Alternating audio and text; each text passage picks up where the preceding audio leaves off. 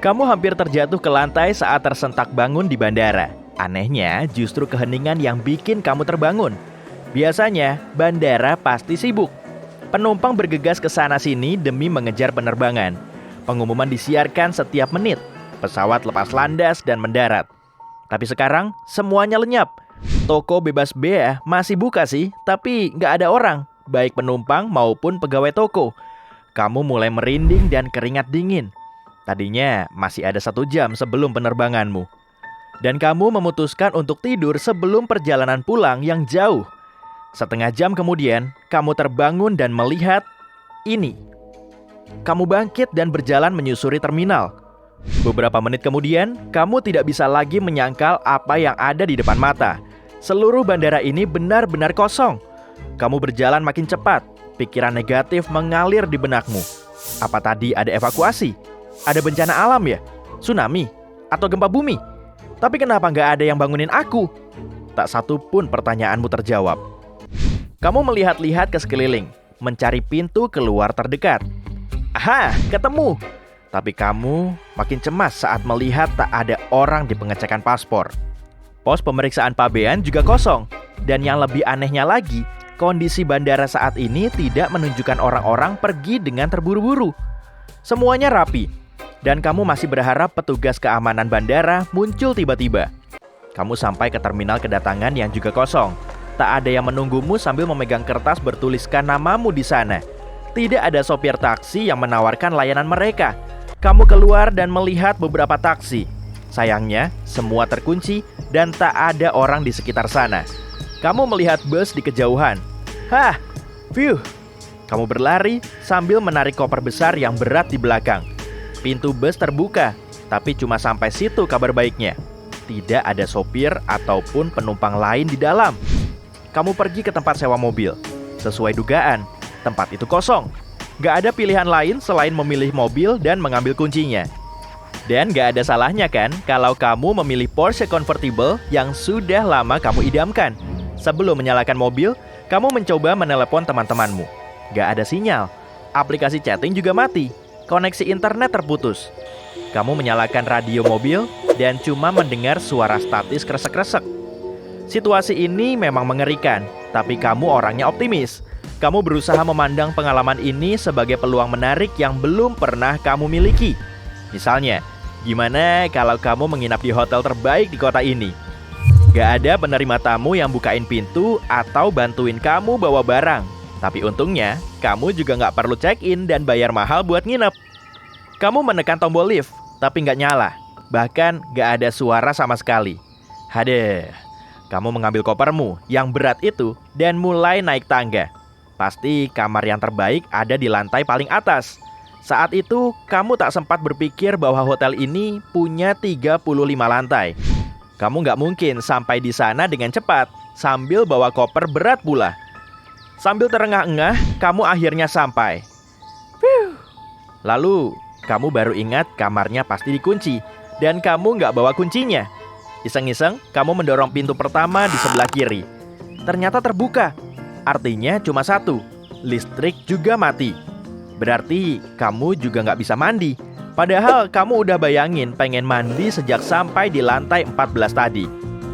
Perutmu memilih momen ini untuk mengeluh.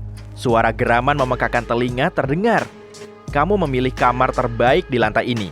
Ada jendela panorama besar di sini. Lalu, kamu menaruh koper di dekat kasur dan pergi mencari makanan. Kamu naik mobil lagi ke mall terbesar di dekat sini. Sejauh ini ternyata lumayan seru. Kalau kamu suka, tinggal ambil. Toko dan supermarket benar-benar kosong. Kamu melewati restoran, gak ada yang bisa memasak untukmu di dalam. Kamu pun gak terlalu jago bikin makanan sendiri tanpa menggosongkan seisi dapur. Kamu mengambil makanan favoritmu di supermarket. Lalu kamu mengitari mall, seraya mengambil beberapa barang yang sudah lama kamu inginkan. Mulai dari pakaian koleksi terbaru, sampai arloji yang sudah kamu incar sejak tahun lalu. Kamu ragu waktu sampai di toko elektronik. Untuk apa punya gadget baru kalau nggak ada listrik dan internet? Kamu pun keluar dari mall dan berjalan ke mobil. Tapi sesuatu membuat langkahmu tertahan. Hah? Ada zebra? Zebra itu berkeliaran di tempat parkir. dan sudah terlalu dekat ke mobilmu. Kamu mengeluarkan ponsel mencari di Google, bagaimana cara mengusir zebra liar. Oh iya, nggak ada internet. Dengan hati-hati kamu mengusirnya. Dia menatapmu sebentar, lalu berbalik dan pergi, seolah paham dengan perkataanmu. Kamu masuk ke mobil dan kembali ke hotel, tapi kamu bertemu masalah lain. Barang bawaanmu terlalu banyak. Gak mungkin kamu bisa menyeret semuanya sampai ke lantai atas tadi. Kamu pun menyimpan sebagian barang di dapur hotel. Ada ruang bawah tanah yang dingin di sana, jadi makananmu gak bakal cepat basi. Setelah makan malam enak, otakmu mulai bekerja lebih efektif. Kamu ingat, hotel tempatmu menginap terkenal akan fasilitas spa-nya. Ada beberapa mata air alami di sini. Masalah mandimu beres. Beberapa minggu berlalu tanpa perubahan. Orang-orang belum kembali ke kota. Masih belum ada sinyal radio dan listrik. TV pun tidak menyala. Kamu sudah belajar untuk hidup tanpa bergantung ke ponsel cerdas dan internet. Kondisi fisikmu luar biasa. Inilah efek kamar di lantai 35 tanpa lift bagi tubuhmu. Kamu juga mengunjungi berbagai kolam renang di kota ini. Selain itu, tanpa listrik, rutinitas harianmu lumayan baik. Kamu tidur saat sudah gelap dan terbangun saat matahari terbit. Rambutmu memanjang, tapi tetap keren. Kamu masih menunggu orang lain kembali. Kegiatanmu satu-satunya cuma membaca buku. Kamu menemukan perpustakaan dan belajar beberapa bahasa baru. Tapi karena tak ada gangguan seperti biasa, benakmu dipenuhi pikiran aneh. Kamu merasa kesepian dan bosan. Suatu hari, kamu tersadar, gak ada lagi yang bisa kamu tunggu. Sudah waktunya pergi ke kota lain. Prosesnya agak rumit. Kamu memulai perjalanan naik mobil. Saat bensin habis, kamu naik sepeda. Lalu lanjut mobil lagi, kamu bahkan sempat berjalan kaki. Di mana-mana sama, seolah semua orang pergi begitu saja. Tapi hewan yang kamu temui sejauh ini berperilaku aneh. Mereka terlalu ramah dan kayaknya nggak takut sama kamu. Kayak belum pernah lihat manusia. Setelah seminggu perjalanan, kamu menginjak rem. Mobilmu berhenti tepat di depan pagar besar. Pagar ini terbuat dari bahan aneh yang berkilau. Kamu mencoba mengitari dari kiri, tapi nggak ketemu ujungnya. Sama halnya saat kamu mengitari sisi kanan. Kamu mencoba mencari alternatif. Menggali ke bawah? Bukan ide bagus. Kalau dilihat-lihat, pagar ini bisa tertanam jauh di tanah. Kalau dihancurkan, ide buruk. Kamu nggak tahu pagar ini terbuat dari apa, tapi kayaknya sih kuat banget. Satu-satunya pilihanmu adalah memanjat. Kamu pergi ke kota terdekat dan mengambil sepatu sepak bola bertugal di bagian bawah, sepasang sarung tangan, dan tali. Setelah memanjat yang rasanya sudah berjam-jam, ngos-ngosan dan berkeringat, kamu duduk di atas pagar. Sekarang, kamu cuma perlu turun, mencari mobil lain, pergi ke kota terdekat, dan mencari tahu apakah ada orang di sana.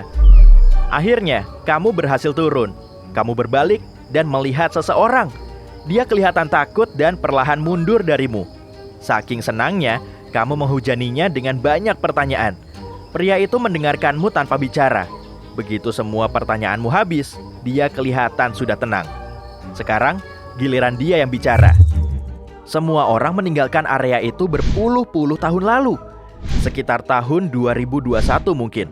Semua pergi setelah terjadi kecelakaan di lab tempat ilmuwan meneliti ruang dan waktu. Penghalang muncul di sekitar wilayah itu.